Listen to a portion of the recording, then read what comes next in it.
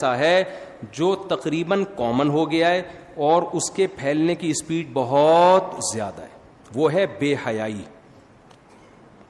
سمجھتے ہو؟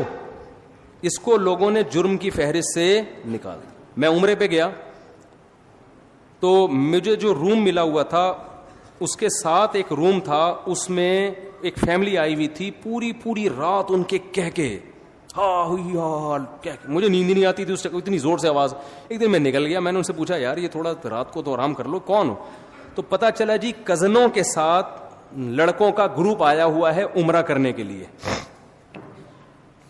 میں نے ان سے کہا دیکھو عمرہ کرنا فرض نہیں ہے, لیکن آپ کی جو فیمیل کزن ہے اس کا آپ سے پردہ کرنا بولو ضرور ہے.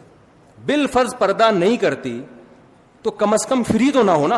ایک جوان کزن بیٹھے ہوئے ہیں, یہ لڑکیاں بیٹھی ہوئی ہیں اور ایک ہی کمرے میں سو بھی ادھر ہی رہے ہیں, گپے بھی ادھر ہی مار رہے ہیں. یہ کتنی بڑی خدا کے غضب کو دعوت دینے والی بات ہے. ہم ہندو تھوڑی ہیں, ہم کوئی کافر تھوڑی ہیں, انگریز تھوڑی ہیں. محرم نا محرم کا کی اصطلاح انگریزوں میں ہے؟ بولو نا. وہ مذہب کو نہیں مانتا, جیسے چائنا والے مذہب کو نہیں مانتے. وہ کھانا کھانے سے پہلے یہ نہیں دیکھتے کہ حلال ہے حرام ہے پاک ہے نہ پاک ہے, وہ کہتے ہیں پروٹین فل آف پروٹین ہے یا نہیں ہے. یہ کتا بھی کھا جاتے ہیں کیونکہ کتے میں گائے سے زیادہ پروٹین ہے ان کی رائے کے مطابق. تو ان کے یہاں حلال حرام محرم نا محرم نہیں ہے. تو آپ ادھر چلے جاؤ بھائی, پھر چھوڑ دو کزن کیا ہوتی ہے اور خالہ وہ محرم کیا ہوتی ہے, چھوڑ دو. اسلام نے تو پورا ایک دیوار کھینچی ہے. اور سورہ نور میں بھی سورہ حجاب میں بھی پوری ڈیٹیل قرآن نے بیان کی ہے. یہ محرم ہے اور یہ نامحرم. لا یبدین زینتہن, عورت اپنی زینت کو ظاہر نہیں کر سکتی الا لآبائہن, سوائے اپنے باپ دادا کے سامنے, بعولتہن, اپنے شوہر کے سامنے, اور ابناء بعولتہن, ابناء بعولتہن, اپنے شوہر کے بیٹے جو ستیلا بیٹا ہے. ایک رشتے کا نام لے کے قرآن نے بتایا کہ ان کے سامنے زینت ظاہر کر سکتی ہو, بے تکلف ہو سکتی ہو.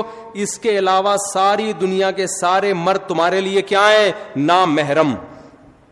آج ہم ماڈرن ہوتے ہوتے اتنے ماڈرن ہو گئے ہیں کہ محرم نامحرم کی ٹرم ایک مولویوں کی ٹرم سمجھی جاتی ہے, دقیانوس لوگوں کی ٹرم سمجھی جاتی ہے. کوئی نوجوان اپنی کزن سے ہنس کے بات نہیں کر رہا, رشتہ دار اس سے کہیں تمہاری کزن ہے یار گپ شپ لگاؤ, وہ کہ یہ میری نامحرم ہے, تو کیا کہتے ہیں؟ دقیانوس. پرانے خیالات کا. انسان کا دل صاف ہونا چاہیے. میں سمجھا پا رہا ہوں اپنی بات؟ او بھائی یہ کیا ہو رہا ہے یہ معاشرے میں؟ خدا نہیں چھوڑے گا, دنیا کچھ نہیں, دنیا تو آپ کی اور عزت کرے گی. بڑا لبرل ہے, بڑا ماڈرن ہے, بڑا ماڈرن ہے, خدا نہیں چھوڑے گا. یہ یاد رکھو. یہ جو اللہ بھینس کے دودھ پلا رہا ہے نا ہمیں, سوکھے چارے کھلا کھلا کے, بیچ سے خربوزے نکال رہا ہے, اس کا اللہ ہم سے قیمت لے گا. پوری قیمت نہیں, صرف اتنی کہ تم نے شکر ادا کیا. کہ پوری قیمت تو کوئی بھی نہیں دے سکتا اللہ کو. اتنا پوچھے گا کہ خربوزے کھا کے اور میری نعمتیں صبح شام کباب پراٹھے کھا کے, کم وقتوں میں نے تمہیں یہ بتایا تھا کہ یہ محرم ہے یہ نامحرم ہے, یہ فرق تم نے کیا کہ نہیں کیا. اگر آپ لبرل بن رہے ہو, خدا کو آپ کے اسلام کی کوئی ضرورت نہیں ہے. تو مجھے بڑا تعجب ہوا کہ یار اب عمرے جیسے مبارک سفر میں بھی یہ ہو رہا ہے. کزنیں وہ پوری رات کہہ کے لگ رہے ہیں ایک کمرے میں. تو میں نے ان سے کہا, میں نے کہا اول تو کزن کو چاہیے اپنے میل کزن سے پردہ کرے. پردہ نہیں کرتی, بے تکلف تو نہ ہو نا. بے تکلف بھی ہوتی ہے تو اس سفر میں تو نہ ہو, کم از کم اس سفر میں تو نہ ہو. یہ تو عمرے کا سفر ہے. مذہب چند رسومات کا نام رہ گیا ہے جو اسلام کی. یہ پتہ ہے کیا ہے؟ اس بے حیائی سے آہستہ آہستہ ہمارا فیملی سسٹم کیا ہو جائے گا؟ تباہ. گورے آج جو گدے گھوڑوں والی زندگی گزار رہے ہیں نا, ابا کا ہی نہیں پتا, ان کے تو خالہ چچا ہی نہیں ہوتی. کبھی سنا اوباما صاحبہ کی خالہ آئی نہیں ملنے کے لیے, عید پہ بلایا انہوں نے اس کو. ہوں گی, مجھے میں اتنا بڑا الزام نہیں لگاتا کسی پہ, لیکن کوئی ویلیو نہیں ہے ان کے یہاں. تو یہ آہستہ آہستہ جو بے تکلفیاں ہو رہی ہیں نا براڈ مائنڈڈ بن کے, اس کی سزا آپ کی نسلوں کو بھگتنی پڑے گی. کیونکہ یہ براڈ مائنڈڈ بڑھتے بنتے آپ پھر وہ حدود آہستہ آہستہ کراس کرو گے جو آج آپ برا سمجھ رہے ہو جس کو, لیکن کل وہ حدود کراس ہوں گی. یونیورسٹیوں میں فیمیل ٹیچرز پڑھا رہی ہیں, لڑکے ان سے فری ہو رہے ہیں, ہاں وہ گپ شپ لگا رہے ہیں, کہہ رہے ہیں براڈ مائنڈڈ, ہماری نیت صاف ہے. آپ کی نیت صاف ہو یا نہ ہو, آپ کو نامحرم سے فری ہونے کی اجازت اللہ نے آپ کے لیے, آپ کی دلچسپی کے لیے صرف اور صرف آپ کی بیوی کو بنایا ہے. اس کے علاوہ اللہ نے آپ کے لیے کسی اور کو نہیں بنایا. جتنا فری ہونا ہے, ہاں ہاں ہو ہی کرنا ہے, بیوی کے ساتھ بیٹھ کے کر لو. اس کو لفٹ کرانے کے لیے تیار نہیں. کتنی عورتیں کہتی ہیں کہ ہمارا میاں گٹر کے ڈھکن پہ بیٹھا رہتا ہے سارا دن باہر, اور ہاں ہاں ہو گپ شپ ہو رہی ہے, لڑکوں وہ دیکھ رہی ہوتی ہے کھڑکی سے جھانک کے, اور بڑی گپیں چل رہی ہیں, اور اندر آتا ہی ایسے جیسے ناک پہ مکھی بٹھا کے آیا. یہ ہو رہا ہے, یہ خدا کا خوف نہیں ہے نا. بیوی سے مسکرا کے بات کرنے پہ صدقے کا ثواب ملے گا, سالی سے مسکرا کے بات کرنے پر کوئی ثواب بولو نہیں ہے, کوئی ثواب نہیں ہے. تو ہمارا خاندانی نظام آہستہ آہستہ کیا ہو رہا ہے, تباہ. اور خواتین کہتی ہیں ہمیں پردہ نہیں کرنا. بھائی آپ جب دفتروں میں لڑکوں کے ساتھ بیٹھ کے جاب کرو گی تو جو میرڈ لڑکا ہے نا, اس کی اپنی گھریلو لائف کیا ہوگی, خراب ہوگی.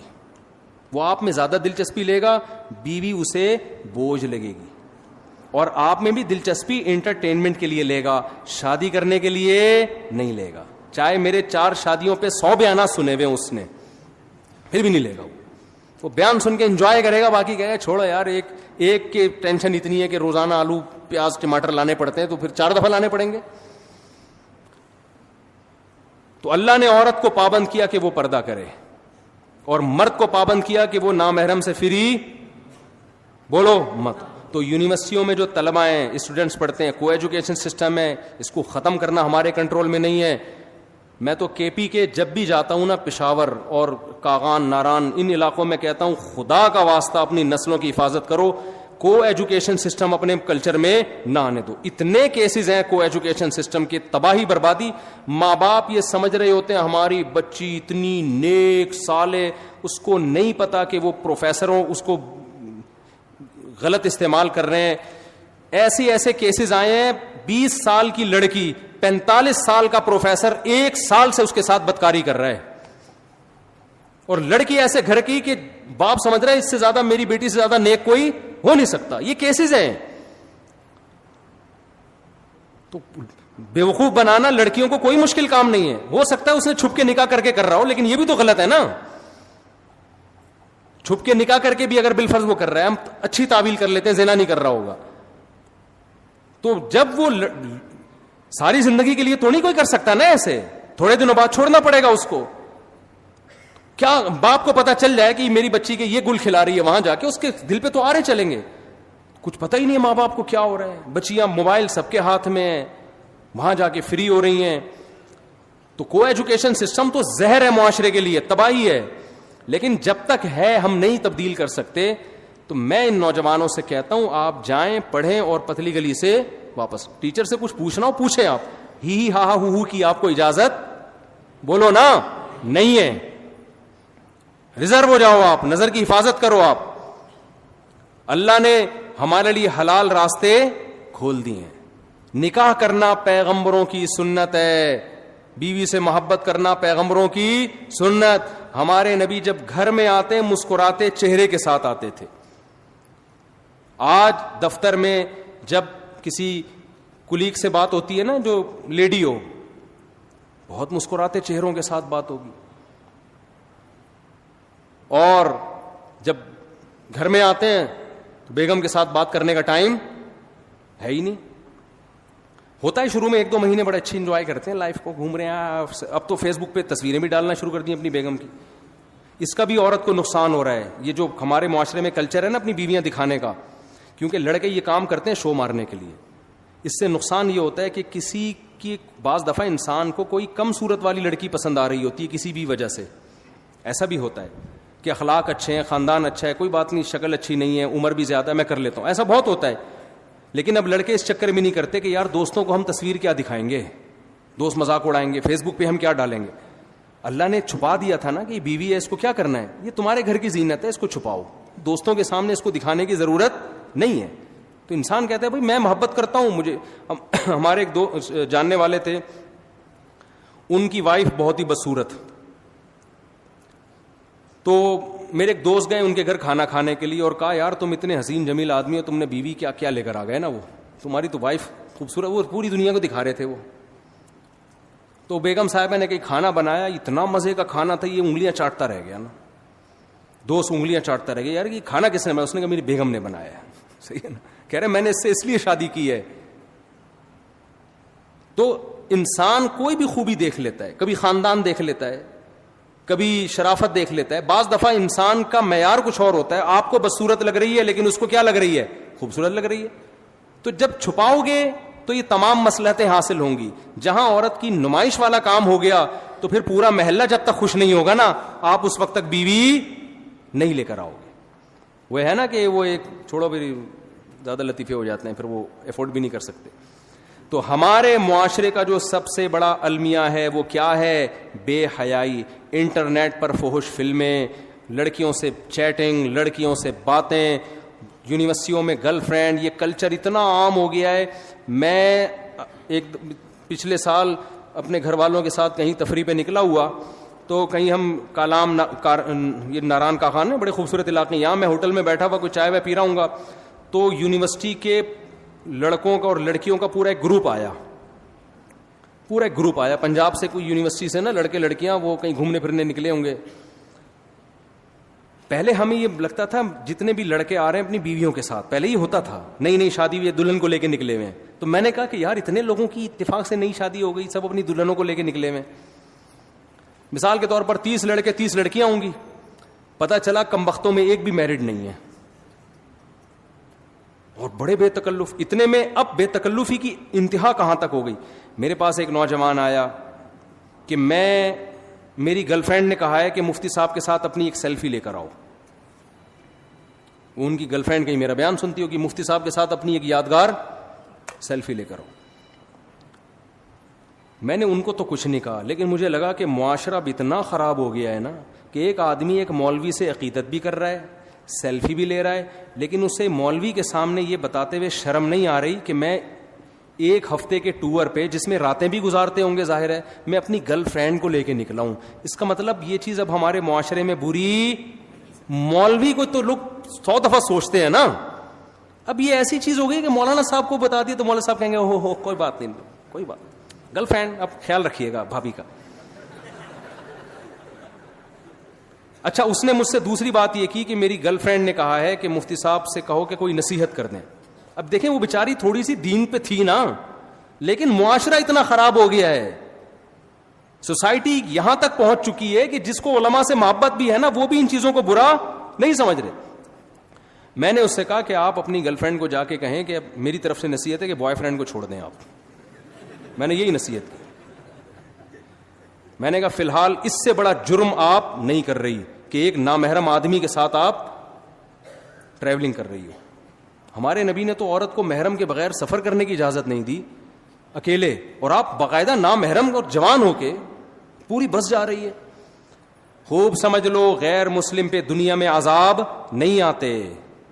مسلمانوں میں جب کوئی گناہ پھیلتا ہے نا تو اللہ اس کی دنیا میں سزا دیتا ہے. جو ہمارے اوپر جو اتنے عذابات کیے, کافروں کو کچھ نہیں ہوتا, کافروں کو تھوڑا, ان کے لیے تو آخرت ہے. مسلمان کو دنیا میں سزا ملتی ہے. تو خدا را ایک فیصلہ کرو, یا تو بے شرم بن جاؤ یا با حیا بن جاؤ. اور اللہ آپ کے جذبات کچلتا نہیں ہے. اللہ کہہ رہے گندا راستہ ہے اور ایک پاکیزہ راستہ ہے. گندے راستے کو چھوڑ دو, پاکیزہ راستے پہ آ جاؤ. پاکیزہ راستہ کیا ہے؟ نکاح والا راستہ. اور اس راہ میں نکاح شادی بیاہ میں جو ٹینشنیں آئے نا کہ خرچہ بڑھے گا, اللہ پہ توکل کر کے اس کو برداشت کرو. موسیٰ کلیم اللہ, حضرت موسیٰ علیہ السلام کا واقعہ قرآن بیان کرتا ہے. اللہ کے کلیم, انتہائی مقرب پیغمبر, انہیں جب لڑکی کے والد نے, ان کی زوجہ کے والد نے کہا کہ میں اپنی بیٹی آپ کو دوں گا اس شرط پہ کہ آپ 10 سال بکریاں چراؤ, کتنا بھاری بھرکم مہر تھا. حضرت موسیٰ نے شادی کو ترجیح دی اور 10 سال بکریاں چرانے کے عمل کو قبول کر لیا, کیونکہ وہ نکاح کی اہمیت جانتے تھے. پیغمبروں نے نکاح کرنے کے لیے بڑی پریشانیاں اٹھائی ہیں, اور آج رشتہ مل رہا ہوتا ہے, لڑکا نکاح کرنے کے لیے تیار نہیں ہوتا کہ میں پہلے اپنے پاؤں پہ کھڑا ہو جاؤں, میں اسٹیبل ہو جاؤں. دیکھو خوب سمجھ لو, نکاح ہماری باڈی کی ریکوائرمنٹ ہے, یہ صرف سوسائٹی کی ریکوائرمنٹ نہیں ہے. اگر آپ کو شدید بھوک لگ رہی ہے, آپ یہ کہہ کے کھانے سے اوائڈ کرو گے کہ پہلے میں ذرا اسٹیبل ہو جاؤں پھر میں پراٹھے کھاؤں گا. آپ کہو گے یار جب تک میں کھاؤں گا نہیں میں اسٹیبل ہو نہیں سکتا, کیونکہ بار بار بھوک مجھے تڑپائے گی, ترسائے گی, مجھے کام نہیں کرنے دے گی. اسی طرح اللہ نے مرد اور عورت کے دل میں شہوانی جذبات رکھے ہیں, ان دونوں کا ملاپ یہ ان کی باڈی کی نیڈ ہے, ان کی فزیکل ریکوائرمنٹ ہے. یہ ریکوائرمنٹ جب تک پوری نہیں ہوگی آپ دنیا میں کوئی کام ڈھنگ سے نہیں کر سکتے. آپ آنکھ مٹکوں میں اور فحش فلموں میں ہی لگے رہو گے, اپنا ٹائم ان چیزوں میں ضائع کرو گے. تو نکاح اسٹیبل ہونے کے لیے ہوتا ہے, اسٹیبل ہونے کے بعد نہیں ہوتا. سمجھ میں آ رہی ہے کہ نہیں آ رہی ہے؟ آ رہی ہے تو عمل کر لو, نہیں آ رہی ہے تو جیسے چل رہے ہو چلتے رہو, گزارو, زندگی گزر جائے گی, مر جاؤ گے بغیر کسی پلاننگ کے. سمجھ رہے ہو؟ پھر جب قبر میں اللہ پوچھے گا نا مر ربو کا, کچھ تو کہیں گے ہمیں میں فری تھنکر ہوں, اور کچھ جواب دے دیں گے ہاں جی اللہ کو مانتے ہیں. تو پھر اللہ کہے گا تو اللہ نے تو یہ کہا تھا, یہ کیوں نہیں کیا؟ تو آپ کہیں گے بھائی میں اسٹیبل ہو رہا تھا. میں وہ مولانا عباد اللہ صاحب ہے نا تبلیغ جماعت کے, بڑا پیارا ملفوظ ان کا, وہ کہتے ہیں لوگ کہتے ہیں پہلے سیٹ ہو جائیں پھر ہم دین پہ آئیں گے, پہلے سیٹ ہو جائیں نا, پہلے سیٹ ہو جائیں. تو انہوں نے کہا سیٹ آدمی جب ہی ہوتا ہے جب قبر میں جاتا ہے. جب قبر میں چلا جاتا ہے اس کو لٹاتے ہیں قبلے کی طرف, کہتے ہیں اب سیٹ ہے. اب کیا ہے؟ اب سیٹ. تو پورا سیٹ وہیں جا کے ہوگا, اس سے پہلے تو پھدکتا رہتا ہے, یہ کر لو وہ کر لو, کبھی بھی اسٹیبل نہیں ہوتا. تو یہ سارے کام بغیر اسٹیبل ہوئے. روز بھوک لگ رہی ہے تو آدمی کہتا ہے پہلے اسٹیبل ہو جاؤں. ایکچولی ابے بھائی کھا لے یار, اس کے بعد سوچنا, مانگ کے کھا لے اگر تیرے پاس پیسے نہیں ہیں, بعد میں پیسے دے دینا اس کو, یہی ہوتا ہے نا. تو اسی طرح یہ نکاح آپ کی باڈی کی ریکوائرمنٹ ہے. وہ بھائی پہلے اس ریکوائرمنٹ کو پورا کرو. ہر مرد جب بالغ ہوتا ہے اس کو بیوی چاہیے اور عورت کو شوہر چاہیے. تو یہ ہماری باڈی کی نیڈ ہے, اس کو پورا کرو. اس کے بعد پڑھائی بھی جاری رکھو, پڑھتے بھی رہو. کوئی نہیں, یہ گورے تھوڑی ہیں یار ہم, ورنہ یہی ہو جائے گا, بچے پیدا ہوں گے اور تمبو لگا رہے ہوں گے ابا اماں کی شادی میں. تو فیصلہ کرو ہم ادھر ہیں یا ادھر ہیں. اللہ تعالی ہمیں سمجھنے کی عمل کی توفیق عطا فرمائے. مختصر دعا مانگ لیتے ہیں. الحمدللہ رب العالمین والعاقبۃ للمتقین والصلاة والسلام علی رسولہ الکریم وعلی آلہ وصحبہ اجمعین. ربنا آتنا فی الدنیا حسنۃ وفی الآخرۃ حسنۃ وقنا عذاب النار.